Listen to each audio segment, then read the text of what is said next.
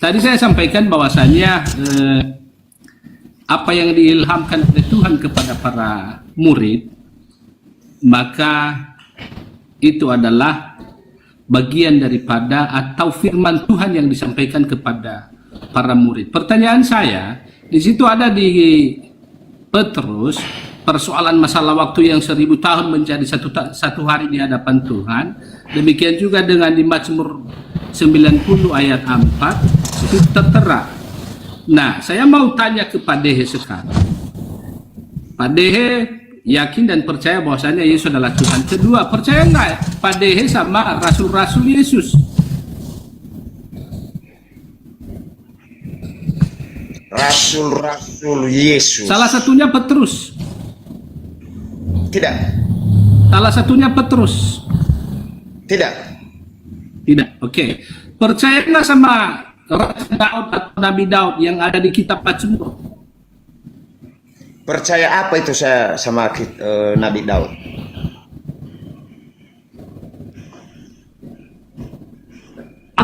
Kitabnya, ajarannya, tulisan-tulisannya.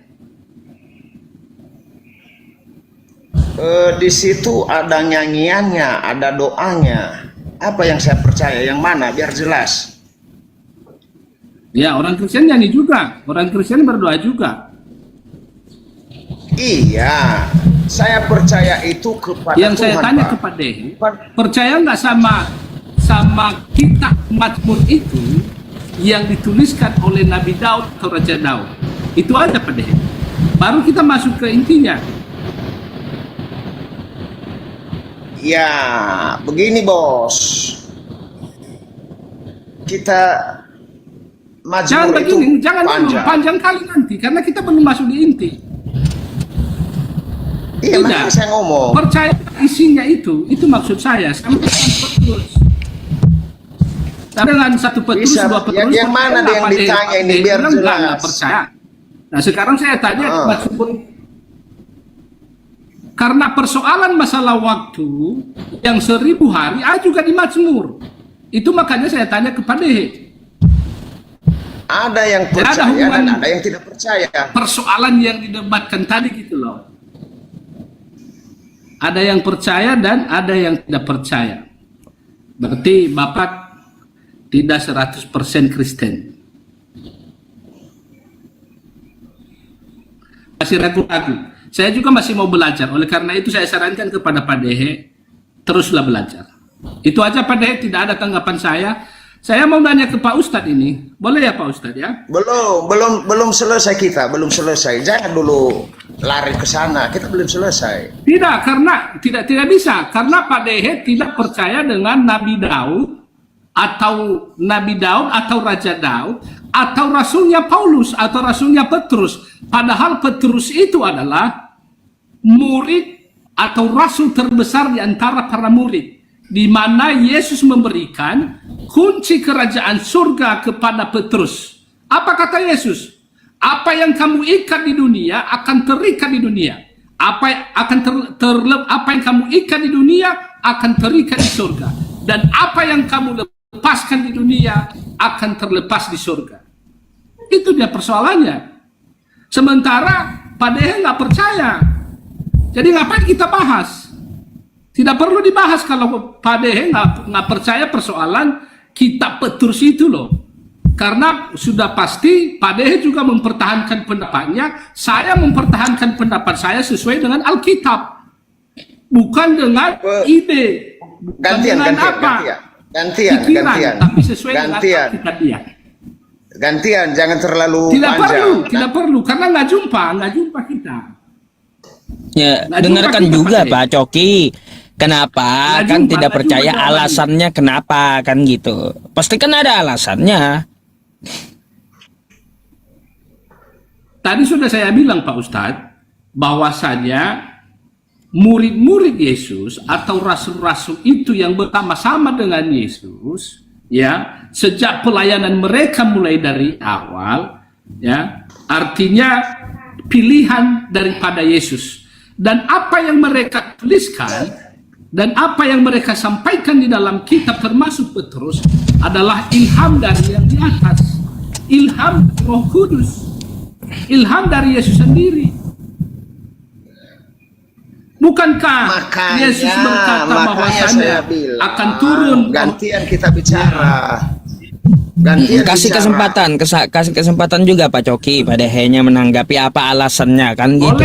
Boleh. Silakan Pak Dehe. Karena tidak ketemu jawabannya Pak Ustadz. Ketemu Saya bilang jawabannya, kalau begitu cuman jawaban Anda bicara Pak terus. Dehe benar. Saya bilang juga saya benar. Ya, oke, silakan Anda Pak Dehe. takut dengan saya. Dengar dulu, saya bicara. Bapak tadi bicara, Benar. saya diam, dengarkan. Iya, benar, Pak. Gini, Bos. Nah, begini. Apa yang kupercayakan sama Petrus? Saya tanya dulu.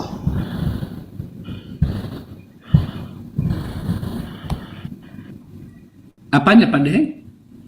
Apa yang kupercayakan kepada Petrus? Satu-satu dulu, tipis-tipis dulu, tipis-tipis. Nah, jangan melebar kemana-mana Pak Dehe. Karena kalau melebar kemana-mana, udah masalah waktu lagi, masalah hari. Saya jawab aja dengan singkat, tapi mohon maaf saya tidak mau melebar kemana-mana nanti. Yang dipercayakan kepada Yesus, kepada Petrus itu adalah kata Yesus kepada Petrus, gembalakanlah domba-dombaku. Dan ketika terjadi percakapan selanjutnya, nah, jadi Petrus meyakini Yesus, maka ketika Yesus menyatakan dirinya, menanyakan dirinya kepada Petrus, siapakah aku ini? Maka kata Petrus, engkau adalah Mesias, anak Allah yang hidup. Ya, maka ada satu lagi pesan Yesus, katanya, kunci kerajaan surga kuserahkan di tanganmu Petrus.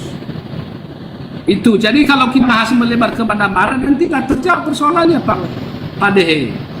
Itu dia masalahnya. Saya tidak melebar pertanyaan saya. Kalau belum tahu persoalan itu ayat itu, sama-sama kita belajar. Saya juga belajar membaca Alkitab. Pak Dehe juga harus belajar membaca. Ini saya Kira-kira bilang seperti kapan itu. saya bicaranya? Kok Bapak terus yang ngomong udah 7 menit, saya lihat di sini udah 7 menit loh Bapak ngomong nih. Saya lihat di sini 7 menit Bapak ngomong. Iya, gantian Pak Coki. Kapan saya tanggapinya? Begini Pak Joki yang terhormat. Ya silakan, nggak apa-apa, silakan. Saya tidak percaya Silakan. sama Kan udah aku jawab. Petrus. Kenapa saya tidak percaya sama Petrus? Ketika Tuhan pun ada di dunia, ketika bersama-sama dengan Yesus, dia menyangkal Yesus 3 kali. Yesus pun dia berbohong. Bukan. Mohon maaf teman-teman, suara hujan di tempat saya hujan deras gitu ya, bukan suara angin. Jadi saya mute dulu Pak Dehe, silakan ya, lanjut dulu ya. Jadi bagaimana saya percaya sama Petrus? Yesus sendiri dia menyangkal 3 kali. Dan di Petrus ini itu Dewi. bukan Tuhan yang berbicara, bukan Tuhan. Tapi Petrus di ayat itu sama dengan pemazmur, doa Musa abdi Allah, bukan firman Tuhan kepada Musa. Kita jangan lari ke konteksnya. Bapak yang lari, nuduh saya tadi yang lari.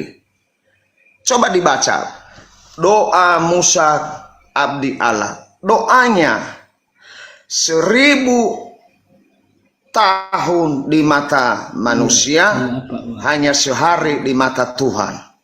Itu doa Musa, Bos. Ya.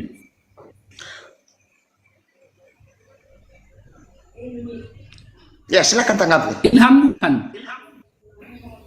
Enggak ada ilham di situ. Enggak, Itu ilham doa atau Musa. bukan?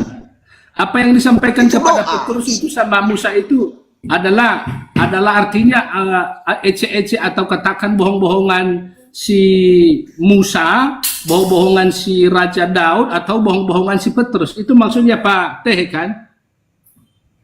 Loh, siapa yang bilang bohong-bohong? Saya bilang, coba dengar pakai kuping. Itu Itu kan adalah tertulis di doa Alkitab Pak Musa. Dehe. Makanya dengar dulu, jangan dulu, dengar dulu. Itu adalah doa Musa Iya, kepada Tuhan. Paham? Doa, contohnya Lanjut, Pak Dehe, Pak Dehe berdoa kepada Tuhan. Pak Dehe yang berdoa, bukan firman Tuhan. Bukan Tuhan langsung Lalu Tuhan berfirman kepada Musa, bukan. Baca dulu, bos. Iya ya. Jangan baca dulu Mazmur Iya, iya, iya. 90. Iya. Itu doa itu, bos. Doa ya. Iya, yang terucap di doa itu apa, Pak Dehe? Apakah doa itu memang bukan ilham juga yang disampaikan melalui apa namanya, melalui si Musa atau melalui raja yang di Mazmur itu? Ataukah memang tiba-tiba Bapak pernah sembarangan berdoa nggak? Musa ngomong? Bapak pernah berdoa nggak? Enggak, ini contoh sederhana loh. Contoh Jadi, begini, sederhana. Pak Bapak Dehe. pernah berdoa nggak kepada Tuhan? Begini, Pak Dehe. Enggak, dengar dulu, jawab dulu nih. Bapak pernah berdoa enggak Kalau sama Tuhan? berdoa, Pak Dehe, udah Lah jelas lah, Pak Dehe. ini Itu makanya pertanyaan apa dibaca itu? di atas, makanya dibaca. Ini. Saya kasih dalilnya ya. Pasal Mazmur 90 ayat 1 sampai ayat apa itu tadi? Ayat 1. Doa Ayat 30. bukan, Mazmur 90 ayat 1. Doa Musa. Nah, masalah Pak Dehe itu kalau ayat 1. Loh, kita baca dari awalnya, bos, biar mengerti kita itu isinya. Doa Musa abdi Allah sama dengan Iya, Pak Dehe. doa Iya, Pak Dehe abdi Allah. Tuhan, engkaulah tempat perteduhan kami turun-temurun. Sebelum gunung-gunung dilahirkan dan bumi dan dunia diperanakan, bahkan dari selama-lamanya sampai selama-lamanya, engkaulah Allah. Engkau mengembalikan manusia kepada debu dan berkata, kembalilah hai anak-anak manusia. Sebab di matamu 1000 tahun sama seperti hari kemarin apabila berlalu, atau suatu giliran jagat di waktu malam. Ini adalah doa Musa kepada Tuhan. Bukan Allah berfirman kepada Musa. Lalu begini, Pak Dehe. Begini, Pak Dehe. Kalau itu doa Musa kita sepakat. Pertanyaannya sekarang, kenapa Musa mengatakan ya waktu 1000 hari di hadapan manusia jadi satu hari di hadapan Tuhan. Musa itu nabi loh. Musa itu nggak ngomong sembarangan karena dia nabi. Tentu kenapa dia ngomong seperti itu? Karena dia diilhamkan oleh Allah yang dari atas. Ini doanya, bos. Itu maksudnya loh. Bukan Itu ilham maksudnya dari Allah, bukan.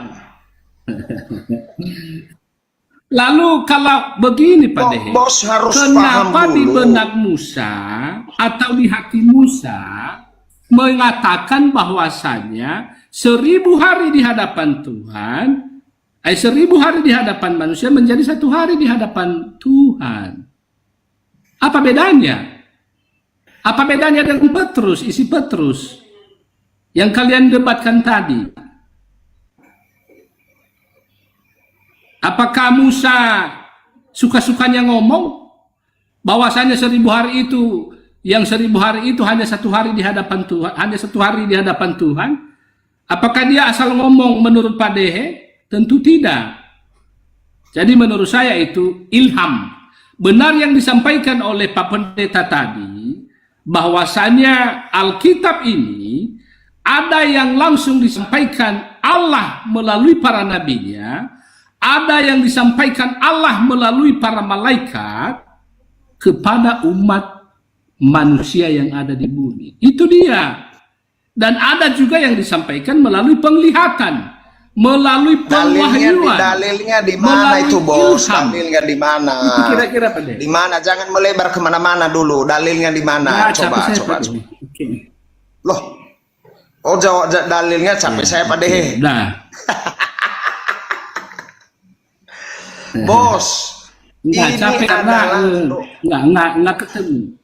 Pak Ustadz, saya ada mau nanya ini satu yang belum terjawab sama saya, Pak Ustadz. Silakan, Ya. saya buka tutup Boleh, mic. Pak. Masalahnya hujan di tempat saya kan Saya noise-nya senang deras gitu. sama Pak Ustadz. Silakan, apa pertanyaannya? Boleh, Pak Ustadz. Ya. Kemarin saya mengikuti live Pak Ustadz. Bahwasannya Pak Ustadz pernah menyampaikan kalau saya tidak salah, Muhammad itu lebih besar daripada Isa. Benar Pak Ustadz ya? Boleh dibacakan sama saya surah 3 ayat 45 Pak Ustadz? Surah 3 ayat ini. 45. Pak Dehe, izinnya Pak Dehe ya, karena dia udah nggak mau lagi Pak Cokinya dengan Pak Dehe, nggak apa-apa. Sama saya dulu, Pak Dehe santai dulu ya. Saya akan biar sekalian cari-cari jawaban dia Pak Ustadz. Boleh. iya. Baik. Makasih Pak Dehe. Oke, ada apa dengan surah 3 ayat 45 itu?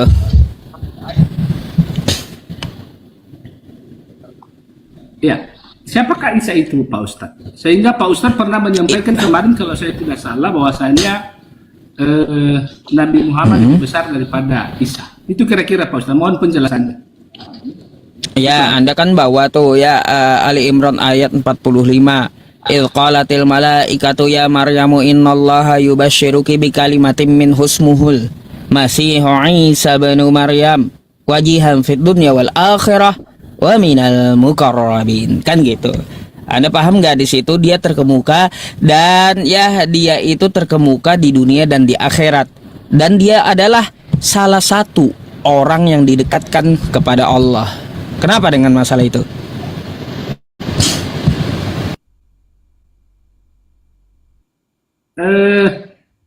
Bukan ada masalah Pak Ustadz, hanya minta pencerahan karena Pak Ustadz pernah bilang kemarin Muhammad lebih besar daripada Yesus. Padahal di dalam beberapa, mohon maaf kalau saya salah, di Al-Quran juga mengatakan bahwasanya Isa itu kalimatullah atau roh Allah atau firman-Nya. Sejalan dengan Bible kami, Yesus sama dengan firman. Baik, Itu kira-kira saya jawab ya. Ya. Baik, iya. Jadi kayak gini ya. Iya. Untuk masalah Nabi Kenapa sih Isa ini ya. sehingga dia terkemuka di dunia dan terkemuka di akhirat? Baik. Jadi dia lebih besar daripada Yesus atau Nabi Isa, Nabi Muhammad itu karena Nabi Muhammad itu dia tahu hari kiamat. Oke? Hari kiamat hari apa dia tahu. Sedangkan kalau menurut kitab Anda di Bible, yang tahu hari kiamat hanya Bapak, bukan Yesus. Jadi Nabi Muhammad tahu kapan hari kiamat, Bapak tahu kapan hari kiamat, maka saya bilang ya Nabi Muhammad satu dengan Bapak. Lebih baik Kristen nyembah Nabi Muhammad daripada menyembah Yesus yang kagak tahu apa-apa, kan gitu. Itu penyampaian saya. Gitu. Tapi bukankah di surah 3 ini Pak Ustadz mengatakan Isa Al-Masih adalah orang yang terkemuka di dunia dan terkemuka di akhirat. Jelas bahasa. Salah satu masih banyak orang yang terkemuka di dunia dan di akhirat, dia salah satunya.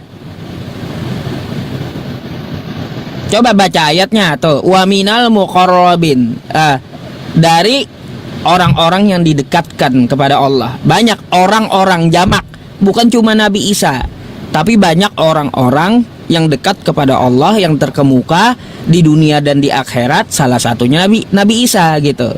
Wa minal muqarrabin, jamak tuh, bukan cuma Nabi Isa.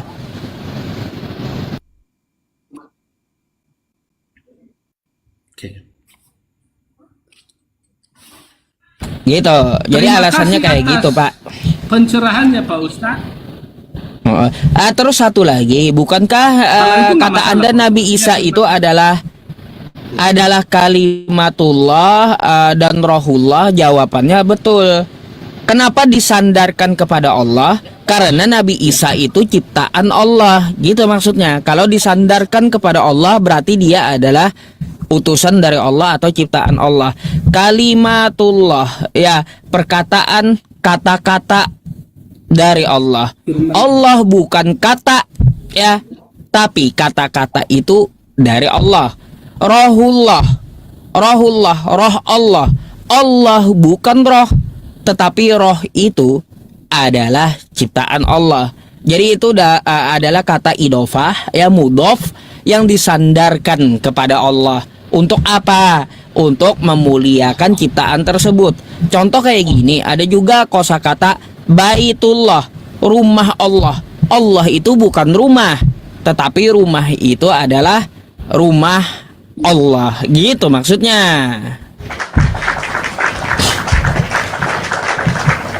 Jadi itu membantah, ya, Nabi Terima kasih Isa. atas pencerahannya Pak Ustadz. Sama-sama. Ada lagi, Pak? Lanjut Pak Ustadz. Ada lagi?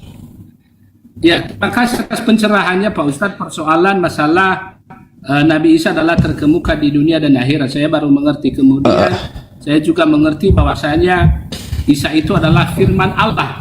Firman Allah. Jadi firman Allah yang sejalan dengan kitab Bible, bahwa Yesus adalah firman yang turun ke dunia dijadikan dunia dan bla bla bla bla. Satu lagi Pak Ustadz, kalau saya boleh sharing lagi. Bentar Pak. Berarti Anda nanggung pemahamannya. Bukan cuman bentar, oke, nanti ke kematian Yesus.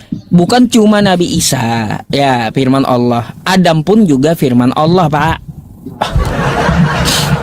Saya pun ya juga dari firman Allah. Nabi Adam itu dia diciptakan dari firman Allah. Dia dibentuk dulu, ya, lalu ditiupkan oleh Allah ruhnya. Nah, tuh. Lalu Allah berfirman, "Innama amruhu idza arada syai'an ay yaqula lahu kun fayakun.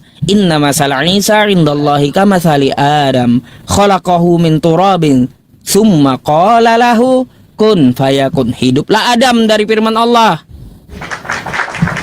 Itu bukan cuma Nabi Isa dalam Islam itu. Jadi nggak sejalan dengan Bible, Pak.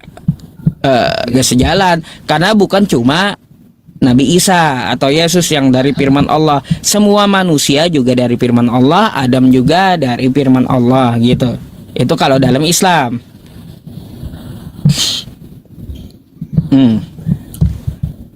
Itulah bedanya, artinya ada yang sama, ada yang tidak sama Pak Ustadz, dan itu harus kita terima Pak Ustadz. Apa yang terus ada dalam kematian Yesus gimana? Islam, apa juga yang ada di Bible harus kita terima. Kalau persoalan kematian Yesus Pak Ustadz, boleh saya lanjutkan ini tadi ya? Nggak bisa ya? Sedikit. Silakan. Nggak apa-apa ya Pak Dehe, sebentar ya. Iya Pak Ustadz, ya.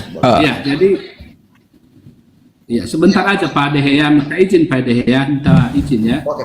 Jadi artinya bahwasannya, tapi kalau di Bible kami Pak Ustadz, firman itu tidak diciptakan. Menurut Bible kami, mohon maaf, ini menurut Bible kami, firman itu tidak diciptakan, tetapi ia bersama-sama dengan Allah. Makanya di Yohanes 1 ayat 1 ini firman itu adalah Allah. Dunia dijadikan olehnya. Itu ada di ayat 10 dan 14, dan sejalan juga dengan apa yang disampaikan oleh para nabi, bahwasanya termasuk keperkataan Yesus, sebelum Abraham ada, aku ada, dan bahkan sebelum dunia dijadikan, aku Yesus sudah ada. Itu kira-kira Pak Ustadz. Artinya perbedaan ini kita nggak usah jadikan persoalan, sama-sama kita imani apa yang menjadi iman kita masing-masing. Kemudian Pak Ustadz, saya masih ya, kalau gini Pak, penyaliban. Kalau firman itu dalam Islam kata-kata, artinya firman itu perkataan. Ya, lanjut. Ya, lanjut kita ke apa Pak Ustadz? Bahwasannya kalau saya tidak salah, ada di dalam Al-Quran, bahwasannya Yesus lahir, Isa lahir, dilahirkan, kemudian kemudian mati dan dibangkitkan. Ada kata kematian di situ Pak Ustadz. Sementara di kitab kita, ajaran kita Al-Quran, bahwasanya Yesus itu tidak mati, tetapi diserupakan dan diangkat ke surga. Nah, mohon pencerahan Pak Ustadz persoalan, saya kurang tahu ayatnya di mana. Tadi saya sudah catat bahwasanya Isa berbahagialah. Ada ada kata ketika engkau lahir Isa, ya berbahagialah engkau ketika engkau dilahirkan, ketika engkau mati dan dibangkitkan. Kira-kira begitu Pak Ustaz. Baik. Ya hanya ini pencerahan. Tadi yang dinaikkan Pak Ustaz aja, saya nggak mau berdebat. Ya. Baik. Jadi yang Anda katakan tadi dia dinaikkan, dia tidak mati ya dalam penyalipan tapi diserupakan. Di satu sisi maksud Anda bahwa Nabi Isa itu tidak mati, tapi di satu sisi dia dikatakan mati gitu ya. Ya, artinya tercatat kalau saya tidak salah, mohon maaf. Kalau saya tidak salah di dalam Al-Quran ada kata mati untuk Nabi Isa. Ya, kira-kira begitu Pak. Baik Pak, saya jelaskan dulu ya Pak ya. Pertama ya, Nabi Isa itu tidak mati, itu terdapat di dalam Quran surah An-Nisa ayat 157. Wa qaulihim inna qatalnal masiha Isa bin Maryam Rasulullah wa ma qataluhu wa ma salabuhu walakin syubbiha lahum. Perkataan orang Yahudi, kami telah membunuh Isa putra Maryam utusan Allah. Padahal kata Allah, dia tidak membunuhnya, tidak pula menyalibnya, dan ia diserupakan. Lalu kemana Nabi Isa alaihi salam? Ayat 158-nya, barrafa'ahullahu ilaihi, dia diangkat ke hadirat Allah. Di satu sisi Allah katakan Nabi Isa itu di zaman dulu tidak mati. Ingat, ini zaman dulu ya, cerita di zaman dulu. Wa ma qataluhu. Lalu yang kata Anda tadi, Nabi Isa itu dikatakan mati, yaitu di dalam Quran surah Maryam ayat ke-33 yang bunyinya wassalamu alayya yauma wulidtu wa yauma amutu wa yauma ub'atsu hayya. Keselamatan pada hari aku dilahirkan, dan pada hari aku akan dimatikan, dan pada hari aku akan dibangkitkan hidup kembali.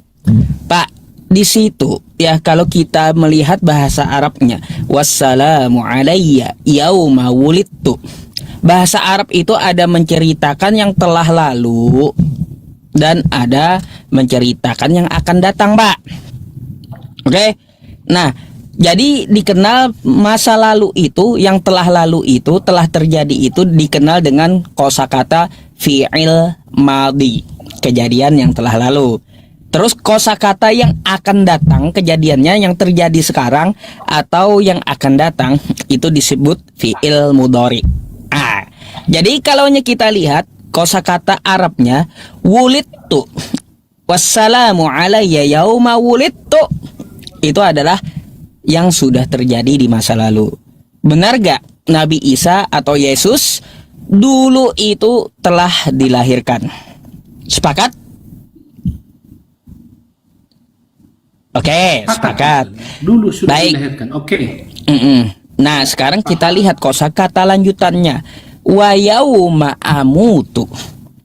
Amutu ini bukan kejadian yang telah lalu, Pak, tapi yang akan datang nanti. Tandanya seperti apa bahasa Arabnya itu? Karena ada kosakata mudharaah di depannya, anita. Jadi ya, kosakata tersebut menceritakan yang akan datang, bukan yang telah lalu. Jadi Nabi Isa alaihi salam saat ini belum mati, tapi nanti dia akan mati. Gitu maksudnya. Nih ya, saya bukakan aja ya, biar Bapak memahami. Nih, bentar ya. Bentar ya. Maryam 33. Nanti kalaunya saya ini Pak, ya saya cuma membacakan gak menampilkan, nanti kan Bapak juga nggak paham. Nih, wassalamu alayya yauma wulidtu. Wulidtu ini Bapak, kejadian yang telah lalu. Dia telah dilahirkan di abad pertama. Oke? Nah, wa yauma amutu, amutu ini bukan kejadian yang telah lalu, tetapi kejadian yang akan datang. Yang dimaksud Nabi Isa itu selamat pada hari ia dimatikan, saat dia turun kedua kalinya nanti. Kematiannya tidak berdarah-darah, tetapi faktor umur, karena dia selamat dalam kematiannya, bukan mati berdarah-darah seperti yang dituduhkan di salib. Jadi saat ini Nabi Isa belum mati, tapi dia akan mati pada saat dia turun kedua kalinya. Gitu Pak. Nah, mohon maaf Bapak, saya ini dulu ya, saya tutup dulu mic-nya Pak, Pak Coki ya. Ini dulu ya, saya tutup dulu mic-nya. Doubling Pak Coki. Iya, doubling gitu. Nah, jadi sekali lagi ya saya ulang nih. Wassalamu alayya yauma wulidtu wa yauma amutu wa yauma ub'atsu hayya. Ini adalah yauma wulidtu, ini hari pada saat Nabi Isa dilahirkan telah lalu, di abad pertama sudah terjadi, fi'il madhi. Terus wa yauma amutu, amutu ini fi'il mudhari', kejadian yang akan datang. Jadi saat ini Nabi Isa dia tidak mati, tapi saat dia datang kedua kalinya nanti baru dia akan wafat atau mati. Matinya dia selamat, yaitu tidak berdarah-darah, tapi faktor umur. Terus juga wa yauma ub'atsu hayya, jadi di sini dia juga selamat pada hari dia dibangkitkan hidup kembali, yang dimaksud pada hari kebangkitan kiamat nanti. Ini Pak juga kosakata yang akan datang gitu, terjadi nanti gitu pada hari kiamat. Kiamat saat kita dibangkitkan semua. Pada hari kiamat itu Nabi Isa ini selamat di hari kebangkitan. Karena apa? Karena dia akan mengklarifikasi kepada para penyembahnya bahwa dia bukanlah Tuhan, tapi dia menyuruh menyembah Allah Subhanahu wa taala. Jadi gitu, Pak. Jadi ayat tersebut dia itu tidak bertentangan, tapi saling mendukung antara ya An-Nisa 157 dengan Maryam 33 gitu.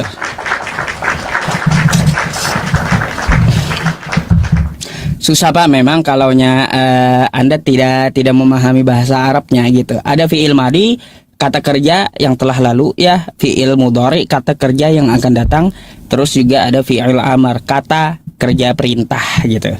Silakan Pak Coki dibuka mic-nya.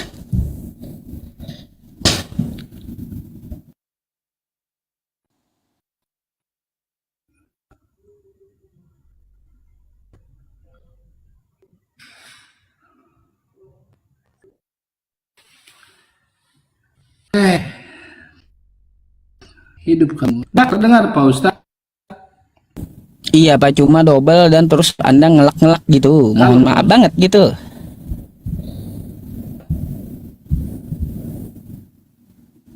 Kemana Pak Cokinya? Ngadat ya Pak Dehe ya? Nggak kedengaran suaranya. Iya. Pak Coki. Aduh, beliau kemana? Lak Pak. Aduh. Halo Pak. Ngelek ya Pak. Mohon maaf Pak Coki, saya turunkan dulu ya Pak Coki. Soalnya ngelak lagi, kumat lagi gitu. Udah 2 kali bapaknya ya.